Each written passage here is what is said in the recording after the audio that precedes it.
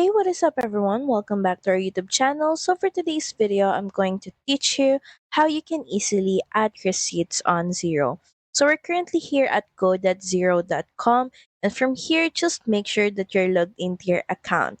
We're currently here at our dashboard page, and what we're going to do is click on our business name, and from here, just head over and click on Files. So while there's no specific add option or add button on Xero, you can still add your receipts by uploading your file. Just click on Upload File, select your receipt file, then click on Open.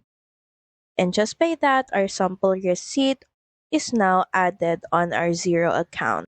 And from here, you can see that these files will be sent to the specific email address that is created by Xero for us. So that's pretty much it. Thank you very much for watching this video. I hope that you find this video helpful. And if you do, please don't forget to like, share, and subscribe to the channel. And I will see you again on the next one. Bye!